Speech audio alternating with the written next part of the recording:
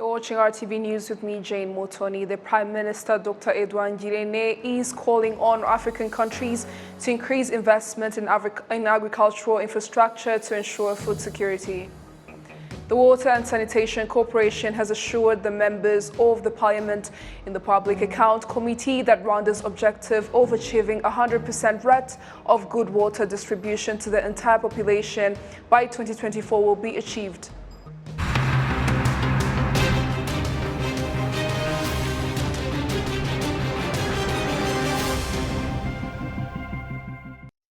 A very warm welcome to the news in details. Now, as we begin this edition, let us inform you that President Paul Kagame on Tuesday welcomed President Emerson Mnangagwa of Zimbabwe and Vice President Philip Mpango of Tanzania, who are in Kigali for the ongoing Africa Green Revolution Forum. Both meetings discussed bilateral relations and avenues to strengthen inter-African cooperation and trade.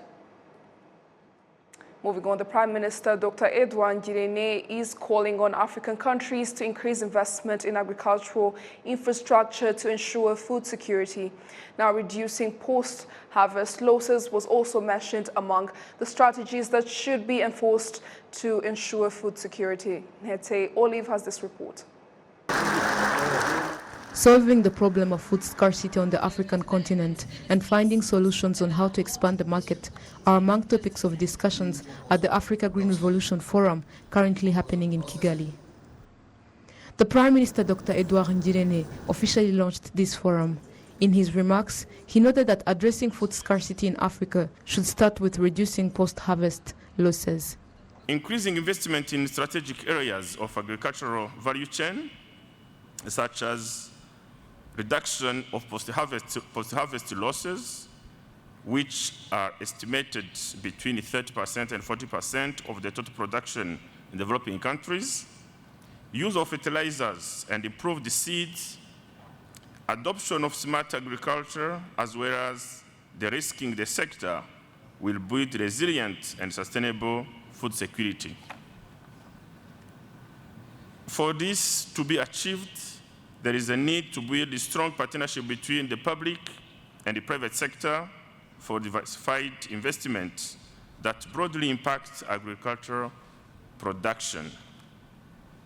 The former Prime Minister of Ethiopia, Haile Mariam Desalegn, also notes that immediate action is needed to avoid further damages and consequences that may arise from not taking action. We are in a time when we need urgent actions because every minute when we do not take action, at least an adult, 2 children, and 2 women fall below the poverty line due to hunger and malnutrition.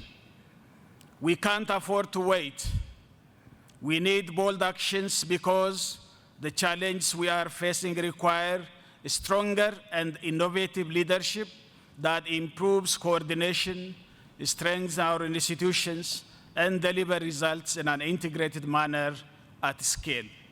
The Prime Minister of Rwanda, Dr. Edouard Ngirente, highlights some of the measures that the country has undertaken to increase yield and build food self-sufficiency. Since the 2008 food price crisis, Rwanda has been investing in agricultural value chains and the other key and targeted interventions to strengthen Rwandan food systems. As we work to achieve sustainable food systems, Rwanda continues to invest in several initiatives. These include establishing post-harvest handling facilities to limit food losses and waste. We are also promoting use of smart farming techniques, such as increasing irrigation coverage to mitigate the negative effects of climate change, as well as the use of agricultural ICT systems. We are encouraging the use of fertilizers and improved seeds under crop intensification program. This program is geared toward supporting farmers in having access to improved seeds, fertilizers, and irrigation to increase production for priority crops on consolidated lands. Due to the COVID-19 pandemic and the war in Ukraine around the world, global food prices have continued to rise, significantly affecting economies and an increase in poverty in a number of countries. The president of the Africa Green Revolution Fund, Dr. Agnes Karibata, points out that the continent has various opportunities that should be exploited. Really, the biggest opportunity in the room right now is the African Free Continental Trade Area that was launched. Can we go beyond our individual borders? Can we go beyond some of the challenges we live with and actually make that happen? Because if it does happen, everything trickles back down, farmers will have money, children will go to school, jobs will be created. But every time we export the $50 billion that we are using to buy food from somewhere else, we're actually exporting jobs. For me, that is my biggest challenge. And I would like to start by thanking. This Africa for a Green Revolution Forum is being held for the 12th time. It is attended by various dignitaries from around the world, including heads of state, first ladies, and various partners in the agriculture and livestock sector, and it will last for 5 days. Olive Nete, RTV News.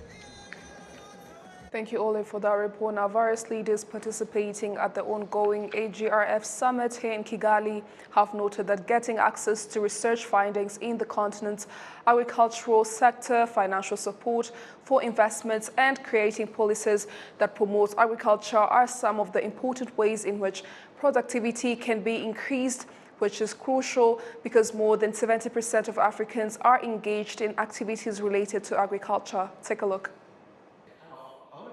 In a discussion that brought together representatives of farmers, government agencies, partners in the private sector, it was mainly about the obstacles faced by those in the agriculture sector on the African continent. These constraints include climate change, low agricultural production compared to demand, low value addition. The president of Pan-Africa Farmers Organization, Kolyang Palebele, adds that the lack of financial support for agricultural investment is also a concern for those involved in this field, yet this sector contributes greatly to the economy of African countries.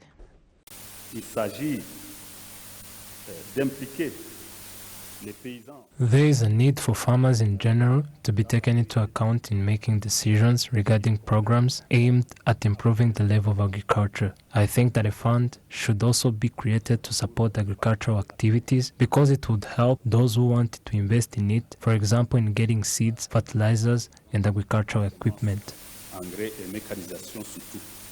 This meeting was attended by the Vice President of Tanzania, Dr. Philip Pangu, who represented the President of Tanzania, Her Excellency Samia Hassan Suluhu. The Vice President of Tanzania said that his country has made efforts to increase the production of agriculture, which has made the country self-sufficient in food for the last 20 years. He says African countries should increase research and investment that gives a platform to farmers. Agriculture, which is the mother industry, has a lot of opportunities and challenges, right from the production stage to the market. And the main opportunities include jobs for Africa's growing youth population, especially high-value agricultural products, value addition and agribusiness, as well as research and development. The critical challenges include low production and productivity due to a number of factors such as policies that are not smart, deteriorating soil health, climate change, and limited access to finance, affordable technologies, and markets. Haile Mariam Desalegn, former Prime Minister of the Federal Republic of Ethiopia, chair of the AGRA and AGRF Partners Group, pointed out that helping those in the agricultural sector and speaking with one voice on the development of agriculture in Africa will make the continent reach its goals of connecting the common market. The pertinent question is how to accelerate this transformation and scale up the growth. For this to happen, farmers need to be at the center of deployment and policy interventions in this regard, eliminate trade ban policies, de-risking the food systems, the adoption and the implementation of the African Continental Free Trade Area, implementation of open one-stop border posts, resilience of farmers to different crises, and capacity development of farmer organizations. Africa's agriculture sector needs substantial private investment to boost the continent's economy, since those in the agriculture sector account for 70% in the whole of Africa. Africa Green Revolution Forum have come to the conclusion that making good use of the agricultural statistics and information plays a key role in sustaining food for the African continent. Precious Kirezi has this report. Rwanda is now chair in office of the Commonwealth. An article on the acceleration on agricultural development planning using statistics was discussed during the forum, in which the Commonwealth Secretary General Patricia Scotland shared a unique point of view. Rwanda is one of the 56 member states of the Commonwealth in which 60% of their 2.5 billion population are youth. Commonwealth Secretary General Patricia Scotland maintains the view that making great use of the statistical information ought to play a significant role in agricultural advancements, which is eventually beneficial to beginners. So what we in the Commonwealth Secretariat are doing is trying to create a one-stop shop of information. And that means an inclusive approach. I went to India just last month to see and talk to smallholder farmers who were approaching a very new system of delivering an improved yield on their land, and they were using nature-based solutions, new approaches to getting water into their plants, and they were able to improve by working together their yield by tenfold. And so getting farmers to talk to each other, to help train each other, is another opportunity we have. So across the Commonwealth, with these 56 countries, you have farmers, smallholder farmers in all of them. And tragically, because of the climate change difficulties we're all dealing with, they are having common problems. So I would say the way you deal with it is to listen to them, talk to them, include them, engage them, and then create systems that actually speak to their reality as opposed to ours. And then it works. Rwanda has invested in satellites whose major role is to provide statistical information on agriculture, which has been further explained by an official at Rwanda Space Agency. If I want to produce tons of corns and I have 100 hectares, the first thing I'm looking at is the satellite images, how it should grow to how it's growing. If the results indicate that it isn't yellow chances, the plant is sick or stunted. With adequate use of technology, I am informed before the problems get worse. A professional farmer conveyed that not being well informed is likely to result in losses for farmers who are gaining less than they put in, therefore causing an imbalance. Being informed about the nature of our land helps us to find what is more productive to grow.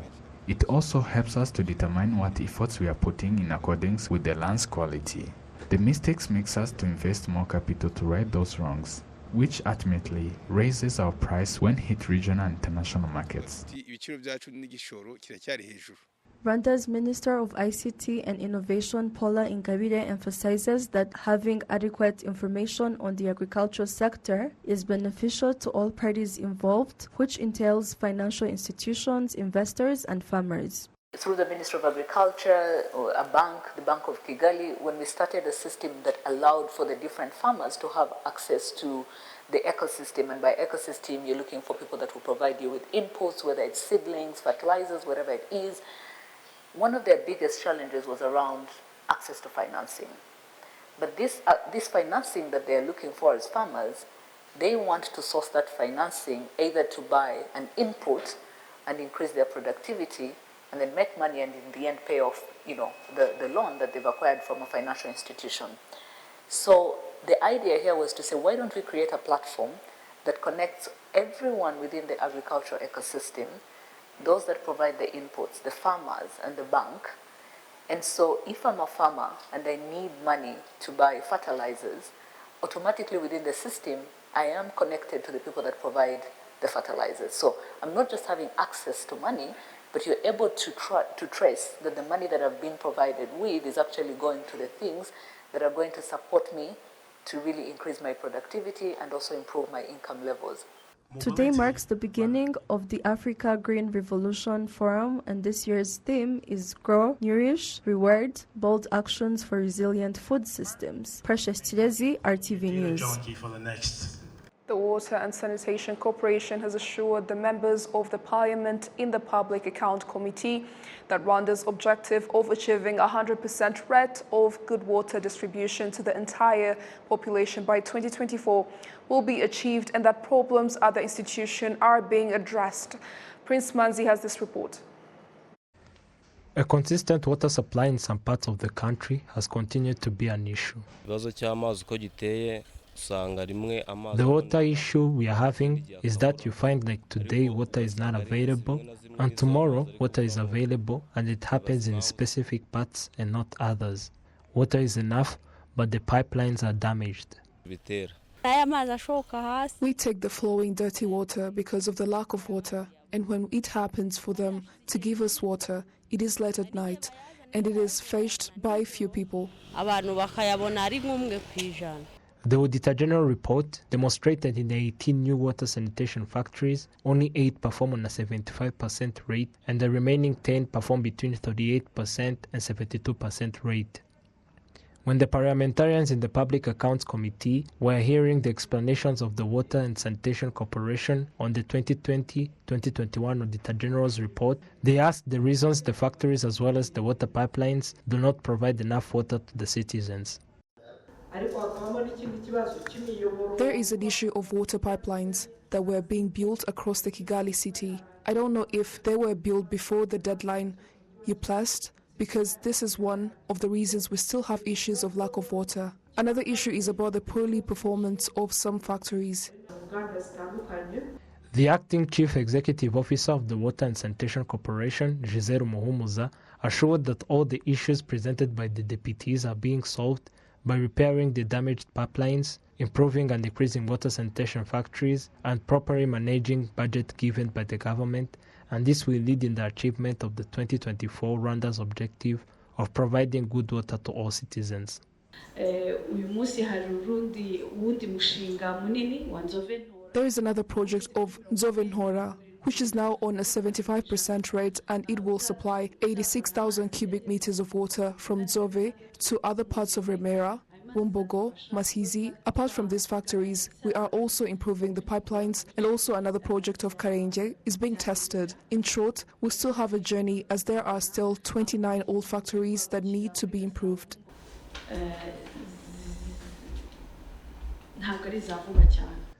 The parliamentarians in the Public Accounts Committee also heard the explanations of the Rwanda Housing Authority on the issues of not implementing the laws in the supply chain of the markets, including 13 markets worth 22,000 million, and they were asked to reduce the rating price of the houses where government bodies operate in, that moved from 3 to 7,000 million, and also the loan that this authority has for the Rwanda Revenue Authority worth 6,000 million and 300 million. The deputies thanked how the Rwanda Housing Authority managed its budget. The chairman of the Public Account Committee urged the authorities to come to provide explanations while having enough information. There is a legal advisor who said that she didn't read the context of the Auditor General report and that she is not able to answer the questions to be asked. It is not a today issue, as it was also witnessed last year. We are going to discuss with the leaders on how these authorities have to respect the Auditor General's report and also analyze on the issues in this report. After hearing the explanations of these authorities, the parliamentarians in the Public Accounts Committee in the Chamber of Deputies make a report that is later presented to the General Assembly of the members of the Parliament in the Deputy Chamber. Prince Manzi, RTV News. Construction experts have urged those who use of technology and protect buildings from humidity. Adams Kwizera. The problem of humidity in Rwanda's home can be quite severe, though not many realize how serious its consequences can be. Wherever I go, I'm here to find a house without humidity. Humidity is a very big issue to Rwandans particularly. Sometimes you may build a house and later find it having humidity. It requires you to demolish some parts of it to know the cause of that humidity. and then renovate it. As you see, many people build houses to sell. Then the buyer faces the issue of humidity due to the poor materials used. But when someone builds a house for himself and uses quality materials, does not become an issue. You can't even spend 6 months without the need to remove some parts of the house and renovating it, which compromises its integrity. Climate change has also not been helping the issue. Even climate can change that, can cause that humidity. And as I say, selection of materials and where the building is builded. Maybe you want to live in a valley, because here, like we are Thousand Hills, some people they live near the valleys. And there is so many water can penetrate from the foundation, come to the wall, grow to the wall. That's what here sometimes they see as humidity. But it starts with that water penetrate to the walls. Industrial products do exist to protect buildings from humidity, and ignorance has also been found in part to play a role in people not using them as they should. The proper construction of washrooms within structures has also been found to reduce instances of humidity building up within walls. Adam Squizera, RwandaTV News. On behalf of the entire news production team, thank you so much for your company. I'm Jane Mutoni. Bye for now.